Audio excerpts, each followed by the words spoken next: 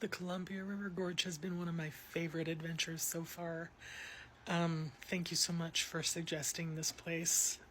So I went and immediately met with an indigenous guardian of the land, and he gave me a quick run through the history of the land. I saw so much indigenous activity, like numerous people and different villages all using the river and the gorge for travel and trade and as resource to live off of. And I'm seeing it's always been that lush green thriving type of ecosystem, lots of wildlife, the waterfalls. It's just beautiful, and the indigenous energy is still very strong there. So I got the impression that indigenous people still are very active there. If not, their energy is still very active there. But I have a feeling that a lot of indigenous people are still very heavily populating the area. And I saw lots of, way back when in the day, I saw a lot of like explorers, travelers, settlers trying to cross it. So it's got a rich history. And then I also felt like this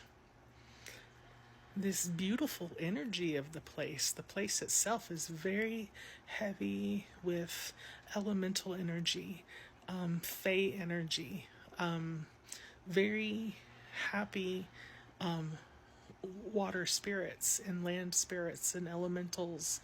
And I was thinking I would not be surprised to see a unicorn walk past me right now. and then the guardian that was with me, he made the sun go down so that I could feel the difference. Like the energy completely changes when the sun goes down. And all of a sudden you feel like you're being watched. And I was like, oh, so are there a lot of cryptids here? Or is it just regular wildlife? And then I met them. They're so I'm guessing that there's probably a lot of indigenous lore about cryptids and creatures that live there, because I met some of them. And first of all, it was like they weren't solid to me because their energy vibrates on a different level. So it was like talking to a staticky ghost kind of at first. They solidified themselves briefly for me, but I guess it was too much energy. They are the guardians of the land. And, the more I do this, the more places I go like this, the more I am coming to understand that this world does not belong to us in the least. We are merely meant to be guardians of the land and the animals and the plants, and to take care of it, to be stewards of the land, and to coexist with those who are already here. Because these other beings, these interdimensional beings, these elemental beings of the Fey realm, or cryptids as some might call them, they have been here way longer than we have. And they travel in like through portals interdimensionally, and lots of them only come out at night because there are fewer people, and that's their way of coexisting with us. And so they let us have the daytime and they come out at night. And when there are people around, they shapeshift into animals. I know, right? I saw them shapeshift into deer, puma, different wildlife. And it was very cool.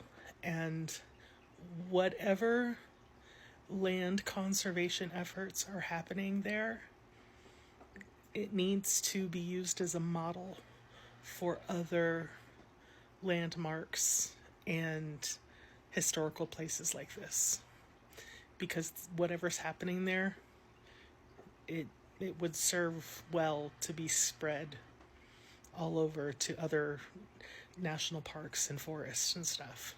It was very, very, very cool place. And before I left, the big dude I was talking to, the big cryptid guy, very furry, he gave me a white flower. And I was like, that's just the sweetest thing ever. And so I took the white flower into myself, and I didn't know what to give him, so I just like imagined like this basket of plums, and I gave him a basket of plums, and he laughed at me. He laughed at me. It was all in good fun, and I was like, you feed the deer. And that's when I was told that they basically are the deer. So that was very cool. And I don't think I'm forgetting anything. But if you have any questions, let me know. Okay, I love you. Stay weird. Bye.